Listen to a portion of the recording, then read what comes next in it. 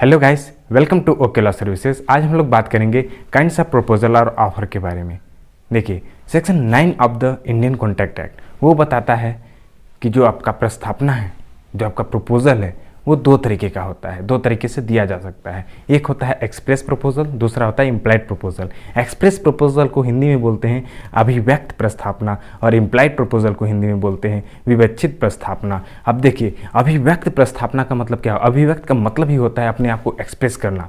और एक्सप्रेस किस तरीके से कर सकते हैं? या फिर लिख के, इन द रिटन फॉर्म, या वर्बल फॉर्म में बोल के। तो दो तरीके से इंसान अपने आप को एक्सप्रेस कर सकता है, उसको बोलते हैं आपका एक्सप्रेस प्रस्तावना। अब देखिए, दूसरा तरीका हम लोग बात किए थे इम्प्लाइड प्रपोजल, विवेचित प्रस्तावना। इसका अर्थ होता है आपका जो हमारे आचरण के द्वारा, हमारे कंडक्ट के द्वारा जो एग्रीमेंट बन जाता है। जैसे कि हम लोग जब बस में बैठते हैं तो हमारे आचरण के द्वारा पता चल जाता है कि हम कहाँ से कहाँ तक जा रहे हैं। हमें एक्सप्रेस करने के लिए या फिर रिटन फॉर्म में करने के लिए कोई ज़रूरत नहीं है वहाँ पे। तो वो होता है आपका इम्प्लाइड प्रपोजल्स। क्या बोलते हैं? Implied proposal. ओके, विवेचित प्रस्तावना। अब हम फर्दर बढ़ते हैं आगे।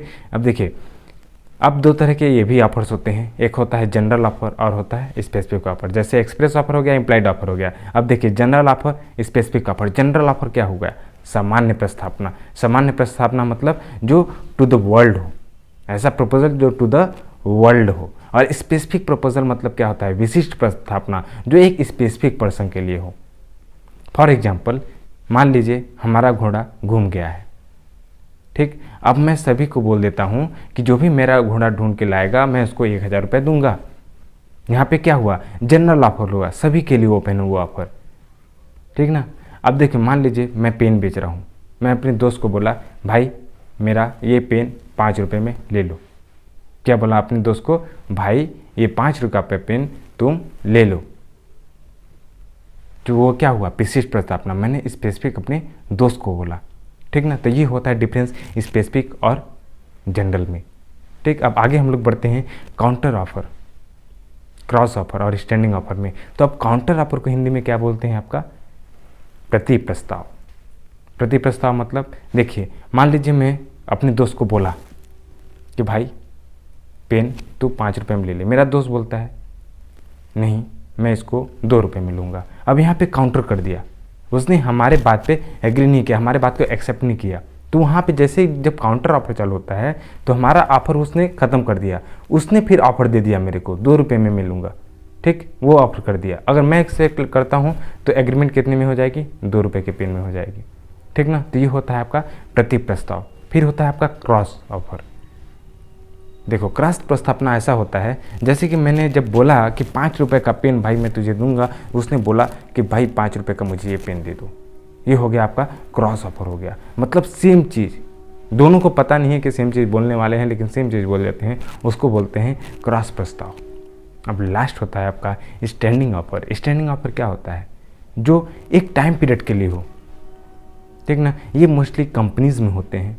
वो एक टाइम पीरियड के लिए, मान लीजिए इसके साल भर के लिए ओपन कर दिया अपना ऑफर कि कोई भी व्यक्ति जो हमें ये सर्टेन प्रोडक्ट्स दे सकता है, ठीक ना। रॉ मटेरियल्स चाहिए कंपनी को, तो हमको जो ये रॉ मटेरियल्स दे सकता है वो हमारे साथ एग्रीमेंट में इंटर कर ले, ठीक ना। वो आपका एक स्टैंडिंग ऑफर में साल भर में किसी भी टाइम पीरियड में कोई भी जाता है, तो जब भी वो एग्रीमेंट होगा तो वो क्या कहलाएगा? Standing offer. जो एक लंबे समय के लिए इनकॉन्टिन्यूएंस हो फॉर अ लॉन्ग पीरियड, तो उसको बोलेंगे स्टैंडिंग ऑफर। तो हम लोग एक बार दोहरा लेते हैं कि कितने तरीके का ऑफर आज हम लोग ने देखा। तो सबसे पहले हम लोग देखा एक्सप्रेस और इम्प्लाइड ऑफर, जो section 9 of the Indian contract act के अकॉर्डिंग है। फिर दूसरा देखा स्पेसिफिक और जनरल।